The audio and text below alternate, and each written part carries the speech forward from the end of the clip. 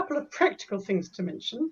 Firstly, as the meeting will be recorded, participants who do not wish to be seen are invited to turn off their cameras. And secondly, there will be time for questions at the end of the presentations. It now gives me great pleasure to introduce the first event in our Outreach programme, which is on how to launch a startup, with presentations by 3 of our alumni. They will be introduced by Philip Luff, our moderator, who has over 30 years experience working in international media, including managing and advising several startups. Philip is a 6th-generation Australian and passionate about classical Italian architecture. Philip, over to you. Thank you, Dolores, and hello everyone. It's a great pleasure to be here with you. I'm joined by 3 fellow alumni.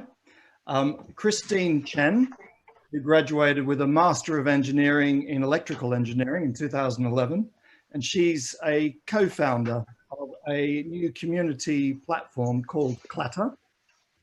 We have Mimi Hayton, who graduated with a Bachelor of Design in Architecture in 2012. And she is the brand content producer for Refinitiv, which is a global provider of financial data and infrastructure. And thirdly, we have Nadia Alexandrov, who graduated with a Master in Management this year and is the founder of Musa, which is an online fashion marketplace. So a very warm welcome to the 3 of you. Thanks for joining. So if I can turn to your startup experiences. So having spoken to each of you, I think one common thread seems to be that you've all done extensive research and really diligent preparation and constantly refining your business model. And I think there seems to be a lot of information on the web, but also I think what each of you has found is the invaluable help of getting advice from predecessors, from experts in the area. So Christine, I wanted to start with you really, because you've got a lot of experience in various startups at various stages. And also you've recently launched Clatter, which you've co-founded. So I wanted to ask you what your experience is around that. I think I started. So my first experience with a startup was working as employee number 1 in a seed round startup, and that was coming off. I left the 100,000 people defense company to join that startup. So quite a cultural shock for me at the time. I think my main learnings about startups are from working for and with startups. So I worked for 2 startups before launching my own with a couple of friends, and they were in different stages. So the first one was in seed round. I was employee number 1, and then grew that to a team of 15. And then the second one was a Series C round startup, and I was there from Series C to Series E. The company went from 20 people to 80 people, and then back down to 20.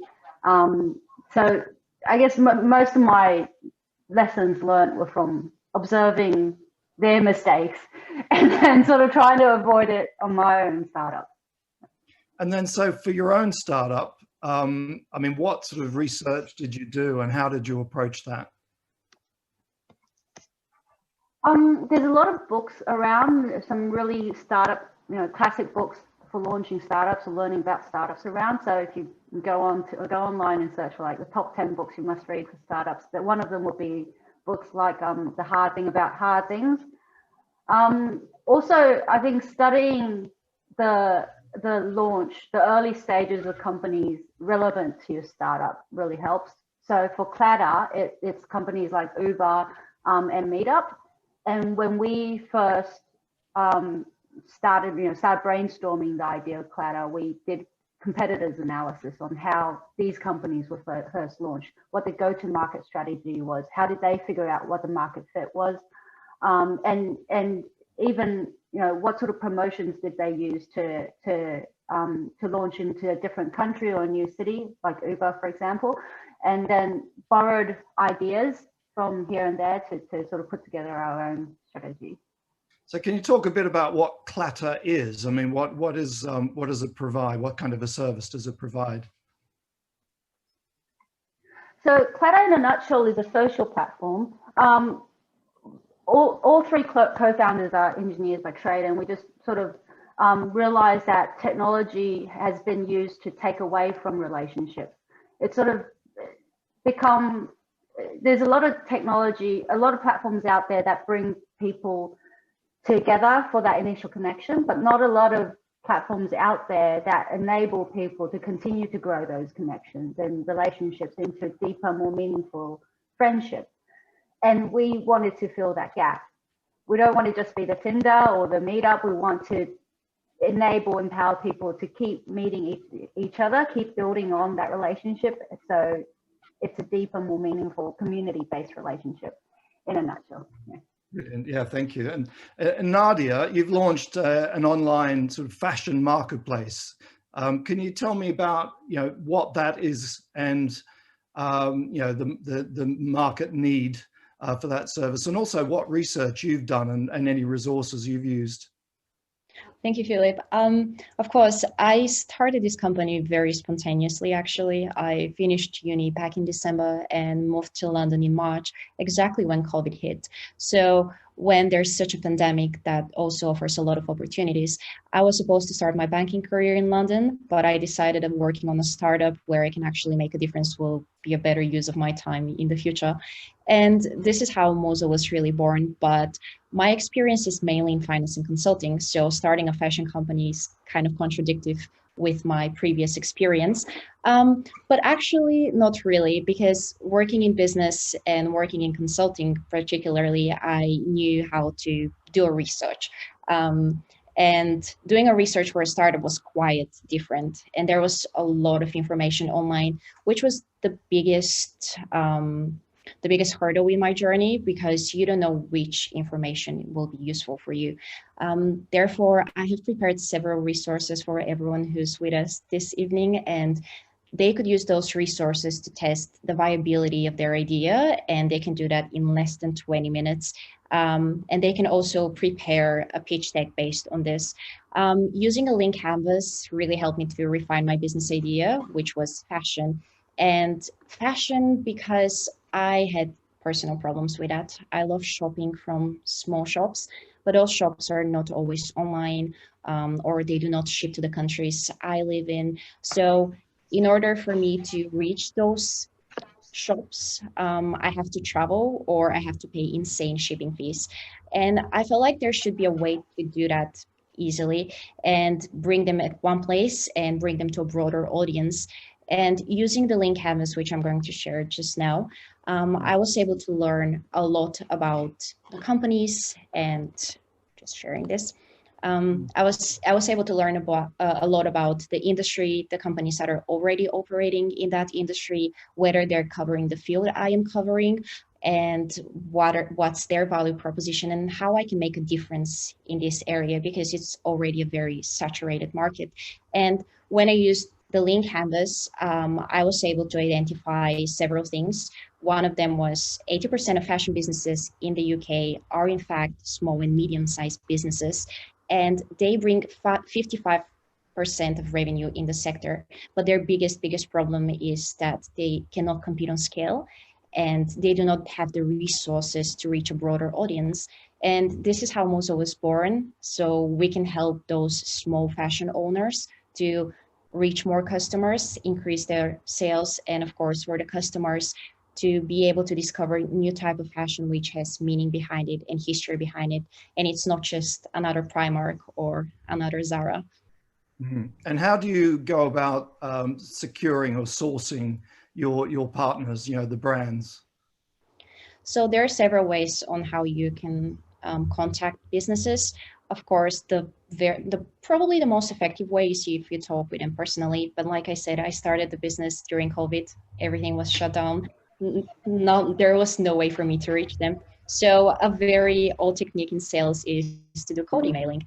And this is sort of an outbound marketing strategy, which is also used to acquire customers.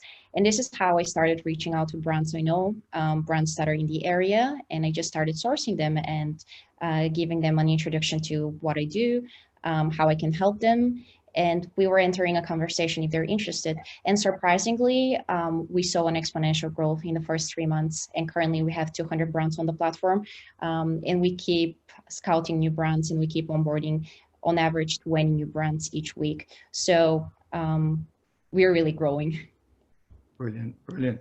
And if I can turn to Mimi, I mean, you're also been working through various stages of startup, but I think the business you're working for is quite a different sort of scale and level of complexity. So can you explain, what Refinitiv is and what your role is with the company? Yeah, sure. So as you allude to, we're not a startup in the traditional sense, although we did refer to ourselves as one of the world's first financial startups when we first launched the business, which was referring to when Baron Julius von Reuter pioneered sending stock prices across the channel using pigeons. Obviously, fast forward 150 or so years later to 2018, Refinitiv was created from the financial and risk division of Thomson Reuters. Thomson Reuters, or TR as we call it, is an information services and software company. It had multiple divisions across industries, so legal, tax and accounting, etc., and the famous news agency Reuters. So Blackstone bought the financial and risk division and spun it into its own entity in 2018. I used to work for TR, and I started there when I first moved to London in 2014. Before financial and risk exit, or Frexit as we called it, there were about 45,000 full-time employees in TR, maybe 55,000 globally if you include contractors. So financial and risk represented about half of the business and much more than half the revenue. But TR still has a 45% stake in Refinitiv. So F&R became Refinitiv, and in the process of dividing the company, everyone that worked for Thomson Reuters didn't have a say in terms of leave or remain. The accountants determined that, and it sort of depended on the team you were in, the location you were in. So for the purposes of my wider team, marketing and comms, and we were in London, of course, we were pretty much guaranteed to move to Refinitiv because London was becoming the headquarters of Refinitiv. And actually the dust has just barely settled on that split, and we're still completing quite a few TSAs with Thomson Reuters, so termination of services agreements, to finalise that split. But we're actually being acquired by London Stock Exchange Group, subject to regulatory approval. So that's probably going to go through early next year. And yeah, so we're going to go through this whole change process again.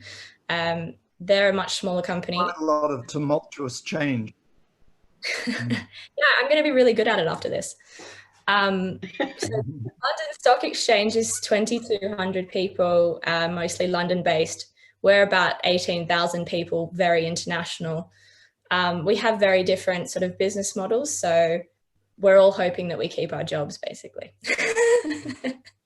And what is your role? So I've had two roles at Refinitiv. I was in digital marketing, specifically doing digital and content strategy. Then I moved over to the brand content team, so doing more enterprise, or like sort of representing the whole company. We sell a lot of different products, a lot of different things. So I'm looking at how we sell the whole company as a single thing. Yeah, I do a lot of video work, long form type storytelling, and essentially we sell a lot of financial data, and my job is to try and make that data look and sound really interesting so that our customers, who are big banks, investment firms, hedge funds, etc., kind of want to buy into the insights that they can glean from our data sets and from our software. Thank you. So another issue that I think is fairly common thread for all of you is really, in terms of funding, investment, raising, getting the right fundraising for the business. So Christine, What's your experience of how you've raised your finance, how you've done that sort of strategically, how you've identified the sort of the right money? So I've had two startups. The first one, that was sort of international. The team was spread across Canada, Taiwan, and Australia. I was in Australia at the time. And it was mainly through connections. So collectively, we knew a few high net worths. We also had a customer already paying. So that kept us afloat. But we were also looking for extra funding to help with growth. So that came from the high net worth. The second startup, so the one I'm currently in, we're bootstrapping at the moment. It's been 1.5 years and we're still bootstrapping. And that's been a conscious decision, partially because of COVID, but mainly because 2 of the 3 co-founders have worked for startups, and we've been badly burnt in the past by from past experience where the startups we've worked for or founded have gone to VCs too soon or gone to investors too soon and brought in either bad money or had that kind of influence, that kind of third party influence your product strategy or the company direction. And we felt, actually, well, if we're able to bootstrap, we might as well do that until we absolutely can't do it anymore. So that's been our conscious decision. Yeah. What do you mean by bad money? Why was it bad at the time for you? So one thing to keep in mind is depending on whether it's a high net worth angel or VC, or a partner, say a multinational company wanting to partner with you, depending on what kind of investment money it's from, they're going to have different agendas. But no matter what kind of agenda they have, it's going to be different to yours, which is you're aiming to grow the company, you're aiming to have a sustainable business, unless you're planning for an acquisition exit. And that's very different to, let's say, VC, for example. Their main goal is to maximize their return on investment per share. And that oftentimes that can be very different to your goal. Say if you want to invest in the long-term sustainability of the business and they're just wanting an out, they just want to increase share value. And often the quickest way to increase share value in the startup world is to increase the perceived value of the company. So that might be, for example, bringing in a team that is all Ivy League or Oxbridge graduated, but not necessarily the right skill sets. But from an investor's point of view, that increases the value of the company. But it's not necessarily best for your company. So that's where it can sort of, your goals can be different to an investor's goals. And it's very important to make sure you're aligned. And our view is we'd rather not bring in that kind of risk if we can afford to bootstrap. So I guess it's quite important right at the beginning to clearly define, your purpose, your vision, your values, and try and find money that aligns with that, right? Rather than people being at loggerheads with your own purpose. It is, but also too often I see startups where at the get-go everyone's aligned and they all understand what the purpose is. But then, when someone dangles $2 million in front of you, certain co-founders lose sight. And I've been very lucky that my co-founders have been on the same page, mostly because we've all been burnt in the past. But there is a risk, I think, too often where people will go, oh, $2 million, let's get that straight away because we need to scale. But then would you be scaling the way the investor wants you to or the way you want to? That's another question. Yeah, and Nadia, I know that you've given a lot of thought to that, from a long-term strategic point of view. Can you explain what you've been through as well? Yes, of course. I agree with everything Christine mentioned. It's very true that investors and founders have just different agenda, and that's something that founders should keep in mind always. I'm a first-time founder, and this is my first fundraising, so I'm really still learning how to do it. But one thing I realized very quickly was that there's so much capital in the system that finding money and getting money from whoever is just very easy. You can raise money from advisors, you can raise money from angels, you can do a crowdfunding campaign, and you can even dip into your family and friends and ask them for some help. However, that's really easy, but like Christine mentioned, getting smart money is way more essential. And in my case, Musa has a long-term vision, and we really want to redefine the fashion industry the same way Spotify redefined the music industry and the same way Netflix redefined streaming. So we need investors who will see that vision, who will understand that vision, and they will get us there. And the only way to connect with those people is if you have an idea where you see your company in 5 to 10 years, create a roadmap, create a strategy, create a very clear idea of what are the next steps that need to be taken, and then just actively connect to such people who can help you with this. Mm. And to what extent are you working with any other co-founders, or it's pretty much yourself at the moment? Well, I started a company by myself, and in the first 3 months, I worked only by myself. So from tech to marketing, it was just me. But like I mentioned, in the first 3 months, I was growing exponentially, and the workload was increasing. And at a certain point, I hit the maximum level of my knowledge in certain areas, and I needed people to help me. So this is when I got a brand acquisition and support manager, and he's supporting now the brand side.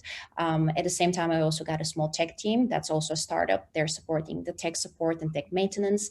And now I am fully focused on fundraising and sales. Mm-hmm. And these other people who are working with you, do they have any equity stake, or they're really employees or contractors? They are employees, and we are still considering whether we want to bring more people on board. But this is something that needs to be discussed internally, but also this is something I'm discussing with my mentors, because bringing the right people is really crucial. And giving equity is very easy as well, because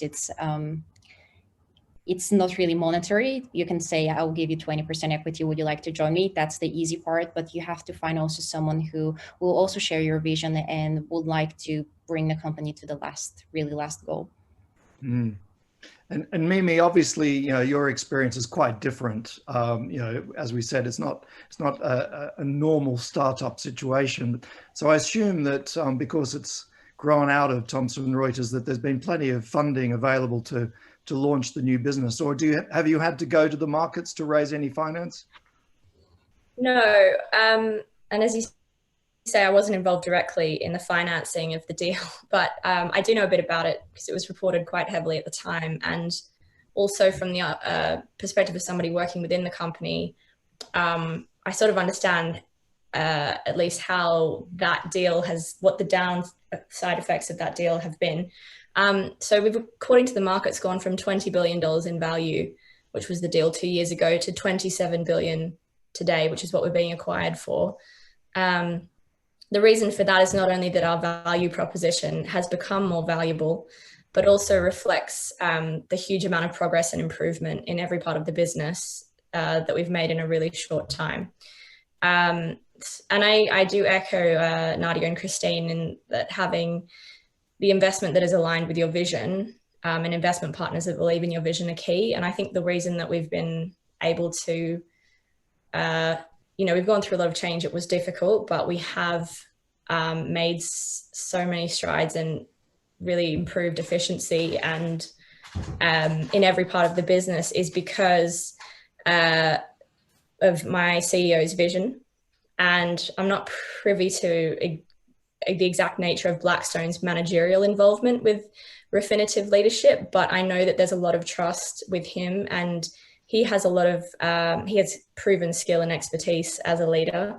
He led the financial and risk division at Thomson Reuters. He turned it profitable, and after kind of many years of not making a profit, and then was kind of beating targets year after year. So as Blackstone coming in, you can see that was kind of quite an attractive proposition with, an already profitable business and a successful leader at the helm. So I get the impression that Blackstone are more like silent guardians in the background, and they don't need to get involved in the day-to-day running because of their trust with David. And And certainly down at my level of the hierarchy, we don't hear about them, which is a very good thing because I think it means that things are going well. Mm-hmm. So in terms of, following its vision, I mean, to what extent does the whole company, including yourself, feel that there's a clear, mission, that there's clear values for the company? Is it, and how is that communicated throughout the company? Oh, I think communication is one thing, and transparency that my company does very well. If anything, there's over communication, I would say. But yeah, when you get as much email as I do, it's definitely possible. No, we have our leadership is very present. They want to be known to all of us. Obviously, not quite at a personal level, but even before we were all looking into each other's living rooms and comparing the different bookshelves of the senior leadership team, our leaders were trying to take as many opportunities as they can to get up in front of people in person or virtually in all of our offices around the world. And culture and values has been one of the pillars of the organization, and there's been a lot of investment into it from day one, and even before day one, before we launched the company. Yeah, I mean, our values, which are bold, focused, and open, are repeated like a mantra in all the work that we do, including our own performance reviews. So we're held up against these values, and how you performed against, how have you delivered against them. The fact that there's only, 3 did you say? So the fact that it's so simple and so clear must make it a little easier for everyone to buy into, right? Yeah, 100%. I think that's simplicity is the key there. So yeah, and I think there's a real feeling that, that we're in good hands. We're in an industry that I think we're quite fortunate to be in from a kind of, growth perspective. The need for financial data and the tools to analyze it is only increasing. But also our leaders are very invested in shaping the industry, shaping the conversations that are shaping the future of the industry, of finance, of sustainable finance, of fighting financial crime. There's a lot of interest in social welfare and that side of it. It's not just about making money. So yeah. So it feels like there's a real purpose rather than just running a business, right? Yeah, absolutely. And I think that's because we sell data on environmental sustainability or social and governance data that says that companies that are really invested in these things, in the well-being of their employees and the well-being of their communities, outperform the market. It's not like speculative, they do. So there would be no way that, my CEO could be selling this data and selling, insights like this if he wasn't also practicing what he preached and investing in, the well-being of his company and the well-being of his employees, etc. Mm-hmm. So we talked earlier about, how you sort of prepare your business plan, your business case, and getting advice, doing your research. So I'm interested in what each of you thinks about, whether or not it's important to work with others, or if you think it's, it's easy to go it alone. Obviously, in your case, Mimi, very, very large corporation, so you're not going it alone by any means. But for Christine and Nadia, really you're starting from scratch. And so I'm wondering, maybe start with Christine again. What has been your approach? Clearly, I think you've got a co-founder, right? So you're not doing it alone from the beginning, but to what extent are you relying on others and seeking others' advice? Sorry, I just wanted to add to the last point about fundraising before moving on to the next question is, I think fundraising also is cultural and country dependent. I've sort of realized that along the way. In Australia, there's a lot of government funding for startups. The first startup I worked for, we raised $2.5 million just on a 7-page business plan. And then the next startup I worked for, we raised $7.5 million on just the business plan. And then in Asia, I've noticed it's mostly about your connections in high net worth. And then in Europe, it's a different situation. So it really is very cultural and country dependent. And there's no one answer fits all. Going back to the co-founder question, I personally think no one should ever start up themselves. It's not a good idea. Everyone I've seen done it usually ends up, you know, it's a lot of stress. It's a lot of work for a single person to not have someone to bounce ideas off. I guess is what I'm trying to say. I've found my my co-founders. I have two co-founders for Clatter. One is someone I've worked with in the past, and another one is a friend. And some people disagree with this kind of approach. Some people think it's best not to find your friends. I've just decided, well, if I'm going to entrust someone with a business, I might as well, you know, trust it, do it with someone I actually have a relationship with, someone who I know how to work with from past experiences, someone who I know I have a basic level of trust with.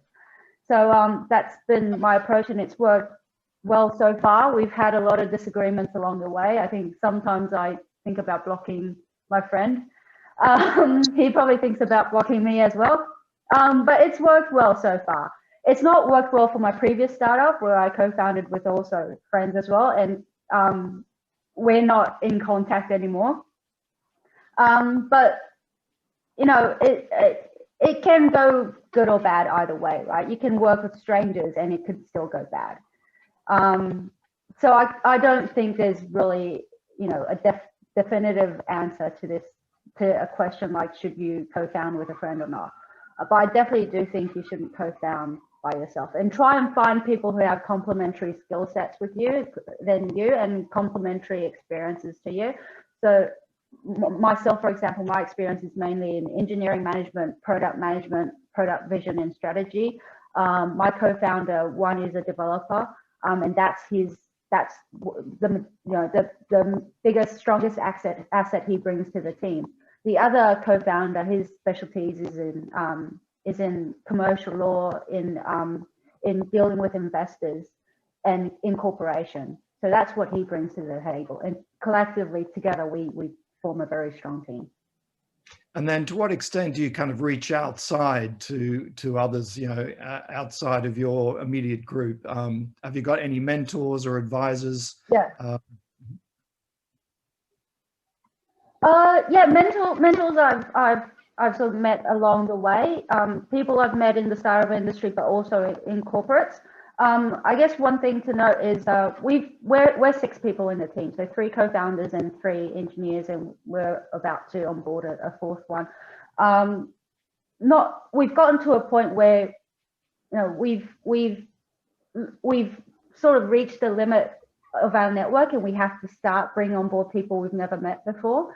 And it's just, I think it's up to yourself to decide where you've gotten to that point and whether you feel comfortable going beyond your own network. I definitely think for us, it's worked well to only look for people within our network. It's been, I think there's a basic level of trust there, and we know how they work, and that's worked well for us. But at some point we have to grow beyond that. Yeah. Mm-hmm. And Nadia, what's been your experience? So a couple of things. One is I'm interested to know how much you've reached out to either your existing network or created a new network. And then the second thing I'd like to ask you about the Incubate program. I think you're participating in it at the university at the moment. So I'd love to hear your views on that. Yeah, that's correct. Well, like I mentioned, I do not have any experience in fashion, and reaching out to my network, which is mainly fashion and consulting, was not very productive, not very helpful. And the reason for this is that my network is mainly consisting of people who work for a company, but they have never started a company, or they have never been a part of a company, or they have never funded, or just they do not have experience with starting a company. And I think there's a very big difference between your network from people who work in the industry, and we can say those are the people who are the experts, and people who were engaged in the same industry, but on the side of a startup. So I really needed to talk to people who have experience in fashion and e-commerce, but they also have experience in that industry from a startup perspective. And this is how I ended up in Incubate. I applied a month ago. I got accepted into it. The pre-accelerator program, for context, is a program specifically designed for people who need mentorship, and it helps people refine their business idea in the period of 8 weeks. Incubate is Australia's leading startup program, so they have an incredible mentorship network, and it's really great. Once you're part of this community, you can reach out to any member of this community, and they're more willing to help you. So far, the experience is great. I have weekly meetings with my mentor and the rest of the startups. And like Christine mentioned, it's really good to have someone to bounce your ideas off. And this is what we're doing every single week. Every single week, I get to talk about my startup. I get to talk everything about it, and everyone listens and provides me with a very constructive feedback. And also something about co-founders and getting a team. I agree that you should not build a startup by yourself. For personal experience, you can start a startup by yourself. So my first 3 months were, would say, easy peasy, because it's very easy to pick the logo, very easy to build the values of your company, but afterwards you really have to start building, and you really have to start creating value for people. So it's not just conceptual. We go into the real market with real people, and that's a huge difference. And this is where Incubate really helps me. Mentors there are incredible. And for example, my mentor is a software engineer. He has 20 years in the tech industry. He has started his own tech company. And tonight I'm having a conversation with him about building a tech team, because we're at a stage where we need to build a further tech capabilities. And my current tech team does not have those capabilities. So we need to go beyond that. And since I do not have any experience in tech, apart from a few classes from university, this is just really helpful, because he's going to provide me with all of his insights from the industry, and I will just really benefit from them and just avoid the mistakes which most founders will face if they do not get this advice from someone who is experienced. Did you specifically ask for a particular skill set to be mentored on, or how was the process? What do you mean by a specific skill set? With Incubate. So, I mean, first of all, do you need to be a graduate of the university to apply? And then how do they match you up? I'm surprised they took a startup overseas.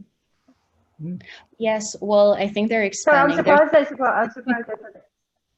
Yeah, I don't know how they pick their startups. I think they still pick a very broad range of startups. For example, in my startup group, so the pre-accelerator program, we have medical tech startups, we have political startups, so Polytech. I'm the fashion tech startup. I think they're just getting startups who are interesting and they have potential to grow in a direction that will also benefit the program itself, because the better startups you get, the more you develop them, you put them into your portfolio, and your organization just grows into a reputation. And they're just funding a lot of different startups. This specifically is a mentorship program. They do have an accelerator program, which is funded, and they do not get any equity from your company, which I think is great for a lot of founders. So it just really, I don't know, I would just suggest everyone who's interested in starting a startup and they need any mentorship, just apply. You might get into it, and it's going to be really great for your startup. Brilliant, thank you. And Mimi, obviously, your experience is quite different. I mean, a lot of people in your company, it's quite a large scale, but that must sort of throw up some of its own challenges, right? Particularly through such a period of change and uncertainty. So, what's been your experience of working with others and all of the changes along the way? Yeah, so it's interesting because when you're gathering people together in a business, you obviously reach a point where that can become more of a challenge than an asset, in the sense that, if you've only got 3 people in a room that you need to discuss change and innovation with, then very easy to convince 3 people. But multiply that by a few thousand, and it's very, the challenge is almost insurmountable. I actually think that, so maybe, I don't want to sound negative, but some of the downsides of working with too many people or having, you know, businesses that are at such a scale is you've got group think and group feel. So on a personal level, your mental and emotional well-being is very easily influenced by the people around you on a daily basis, obviously. And on a professional level, it's going to get harder and harder to innovate and think differently, because you're going to be influenced by the ways of thinking of the people around you and what is acceptable, how we do things around here, what's possible and what's normal. All these things can be the enemy of innovation. And obviously, as a startup, or once you've started a business, you want to try and retain some of that innovative energy throughout the entire lifetime of the business. Otherwise, you will eventually fail, because once companies cease to innovate, they begin dying. I mean, this is kind of pretty well known. But unfortunately, the thing that makes you really successful can also be the thing that kills you, because you get really good at doing this thing and your culture develops around doing this one thing, and then the market shifts, technology shifts, and suddenly you can't change fast enough. So how do you countermeasure that? It's very difficult. I actually don't think many companies do it well. I think my company it's something that can only be measured also at a large scale, like in a large time scale, I think. So whether my company is innovative enough, we'll find out in a few years. But I think, as I mentioned before, like communication, the communication aspect, which is key to innovation, because it's all about selling change, really. So selling change to lots of people, selling the vision, persuading them to get on board. My company is very good at communication. I think you need to help people to feel empowered, empowered to both be part of that change and to change the things they see around themselves. So don't micromanage, don't tell people, or tell people the what, but don't tell them the how. You know, let people get creative to meet their targets and to do the things, their responsibilities. Don't be prescriptive about how they meet them. I think people need space, both, I think, physical space, mental space, time, in terms of your bandwidth. You know, if you're giving people so much work that they can only ever do the exact thing that's in front of them, you're never going to have the time to innovate or to be able to step back and say, how could we do better? Actually, on that point, it's been interesting in my career. Every time, you know, we wanted to take some time out with my management team, leadership team, you know, for a day or maybe even 2 days, to really, you know, be strategic. Of course, most people are like, oh, I just don't have the time to take 2 days off. You know, I'm really busy. I've got things to do. And I think my initial experience of that was, I was one of those people, like, I just don't have time for this, until you realize the absolute critical importance of taking time out and working, you know, on the business rather than just in the business. Yeah, it's like you don't have time now, but do you have time for the business to fail in 2 years? Yeah.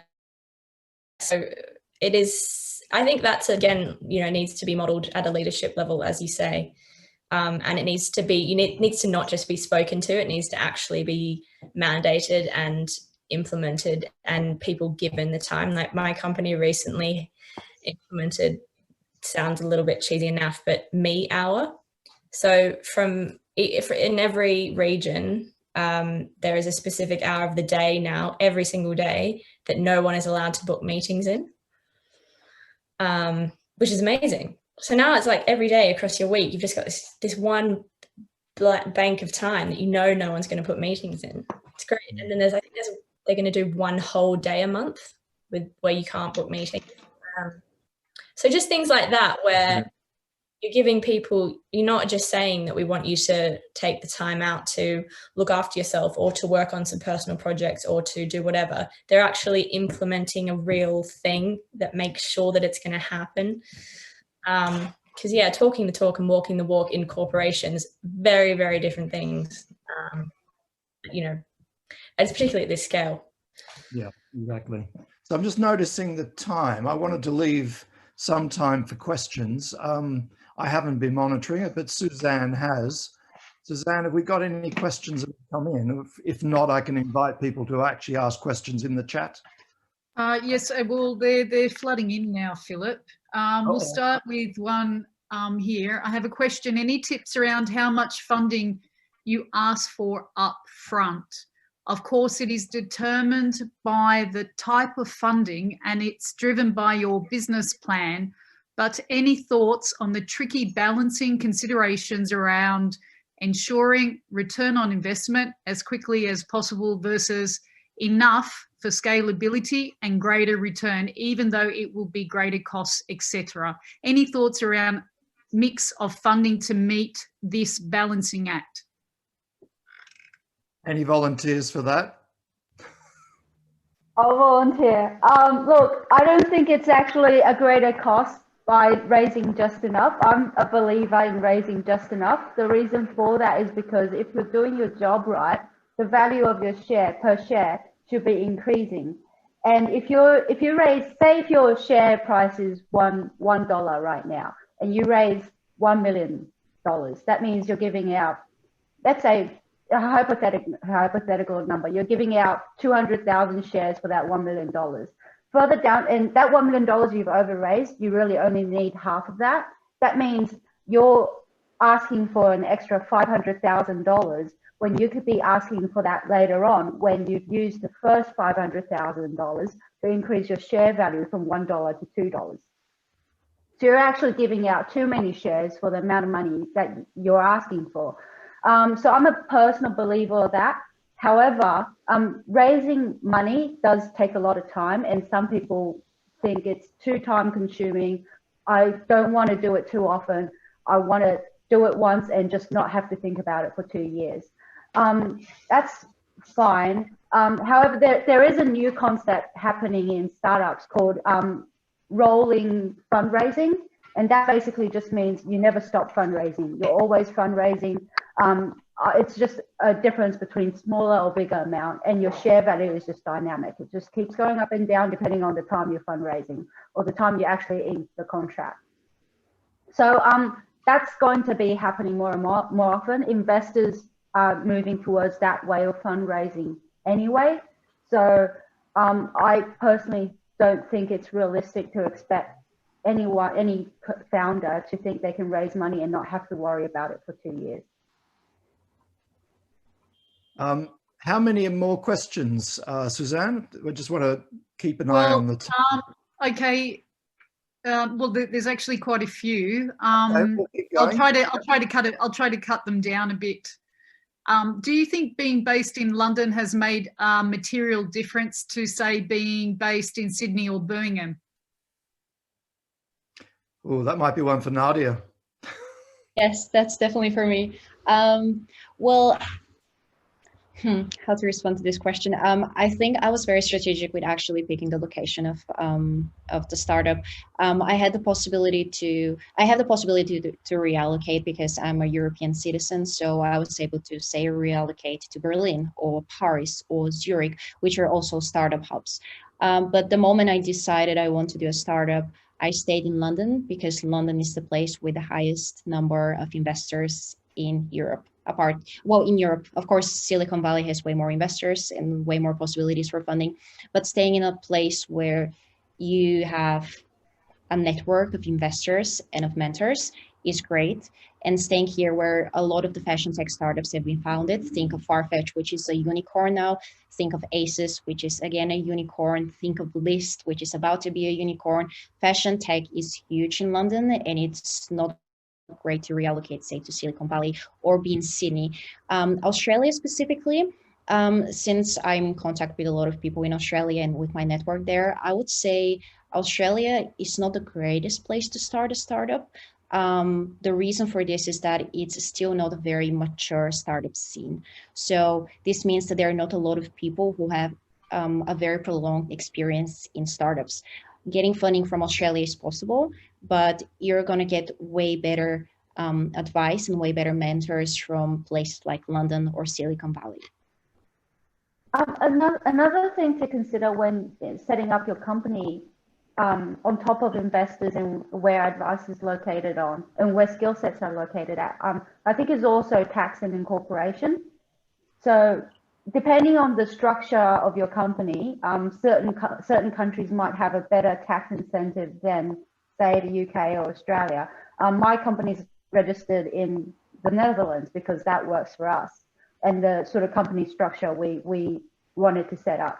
So it really just depends on, you know, what kind of company are you planning to set up? Are you going to have a holdings company on top of your operational company? What sort of revenue are you going to be drawing, and what tax implication does that mean? And so that would depend. That would sort of influence which country you should register in. These days, you don't have to be based in the country you're registered in anymore, as long as you have a postal address there. I mean, you can pay someone to get that done. So I highly recommend, if you know, have a think about what sort of company you want to set up first before going ahead and registering the company. Thank you. Suzanne, another question? How has COVID-19 changed the volume of startups, the type of startup, and what the investor expects? I see I Nadia can talk nodding. about that Okay. a little bit. Well, COVID, of course, has created more startups than any other period. Startups are created in moments of a downturn of the economy. So this is the biggest, it's just the greatest time to create an opportunity and create a value and just redefine an industry. So this means that there are a lot of startups which has been started during COVID in any industry. But I would say that investors right now are more interested in medtech startups. So if you are working in a medtech startup, that's really great, because right now most of the money are poured into medtech startups due to COVID. Because if your startup has an idea or is working on a cure for COVID or is working on a cure for any other disease related to COVID, which can create a huge market, then investors will be very interested in you and they will invest in you. So I wouldn't say it's the best time to fundraise for fashion, but if you're having a medtech startup, that's definitely a huge opportunity. I would add, Suzanne, just from my experience, you know, working in the media, the current situation with COVID has really caused a lot of acceleration of the change that was already happening in the media industry. So, you know, with the advent of the likes of Netflix and Amazon Prime and Disney Plus and Hulu, all of these services, I'm working with several startups in that streaming space. And some of them are really interesting. I mean, one that I'm working on is called Water Bear Network, and it's launching this coming month in November. And it's, you know, it's the first interactive platform dedicated to sort of saving the planet, which is a huge mission. But it already has signed up, you know, 72 NGOs around the world. So it's plugging into a huge existing, you know, database of people who are interested in ecology and environment. And it's an amazing time to be launching such a thing. I think it's really purpose driven. So it's really, I think there's a lot of services like that about to come off the blocks. So I think this one's targeted at the finance world, which is the London Stock Exchange. I believe that was Mimi talking about the London Stock Exchange being quite small, and how COVID is going to affect that and its relationship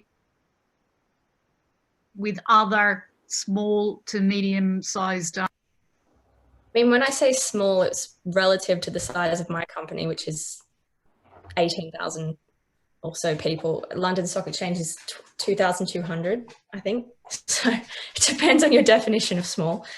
I mean, if the question's around the impact on the London Stock Exchange, I mean, the financial world is possibly been said to profit from COVID. I think, in my particular world, we've been busier than ever, and I know that in this fintech startup space, change continues apace. There's only more opportunity, and and as Christine and Nadia were saying, more money available, particularly in this industry. So, and I don't think COVID has changed that. In fact, I think, yeah, as we're saying, COVID only increased the demand and increased the interest in people starting their own startups. And whether it makes it more difficult for people to get, you know, co-founders together to meet other people. You know, I think a lot of early stage networking, certainly with some of my friends that were running their own businesses pre-COVID, they're all working in places like WeWork, you know, meeting in kind of co-working and collaboration spaces, which are not going to be, I think WeWork's still open and possibly operating, but certainly it's not going to be the same feeling of being able to collaborate in the same spaces, literally physically, with people that are sharing like-minded goals with you, and just kind of the happy accidents that happen when you live in a place like London and you just happen to, and you work in Canary Wharf or Oxford Circus or Liverpool Street, wherever the financial hubs are, and you can just go to Starbucks and meet somebody who happens to be starting a new company and whatever. So I think that is a negative impact of COVID for sure. And I think remains to be seen exactly how big of an impact that will be. I actually think, how are we going with time? Sorry. Yeah, I note the time. We probably need to close shortly. We did start a little late, but I wanted to just, before we close, I just wanted to invite Dolores to come back and say a few words and talk about some of the other things that are coming up. And also, obviously, to thank our panel tonight for attending and their contribution. It's been hopefully interesting for everyone. Thank you, Philip. I must say, I want to say a big thank you to all those who contributed to the success of our first event, including our presenters, who gave us a fascinating insight into their startups and were very generous in sharing their experience. I thought it was really interesting. And of course, our moderator, Philip, many, many thanks, and council members, including Derek and Suzanne, and many others who provided invaluable assistance. Now, I have great pleasure in taking this opportunity to let you know about the second event in our programme. This will be a lecture, the next one will be a lecture entitled The UK's Unwritten Constitution, Fit for Purpose, big question mark. And this is going to be given by Professor Sir Jeff Jarl, QC, who's the eminent constitutional and human rights lawyer. Now, this lecture will be followed by a Q&A as our session today, and it takes place on Wednesday, the 2nd of December. And very much hope that you'll be there to join us for that. We look forward to staying in touch virtually for the rest of 2020. Many thanks to all our alumni, students and friends of the University of Sydney for attending this first event in our outreach programme, and we look forward to seeing you again at our next event on the 2nd of December. All the very best. Thanks for attending. Thank you. Can I just add something very quickly? Of course. Oh, sorry, Dolores. I didn't hear you talking on my end. I just wanted to add that I'm just going to drop my email in the chat box. So whoever wants to reach out and has any further questions, they're more than welcome to ask me. If they didn't have a chance, if they think of something else later on. Yeah. Thank you very much indeed, Nadia. Thanks. It's very, very kind of you. Okay then, thanks everybody for coming. We'll wind it up now, and hopefully we'll see you on the 2nd. Thank you, and thanks panel. It was absolutely brilliant. Thanks, Derek. Thank you. It was wonderful. Thank you so much. Thanks to you all.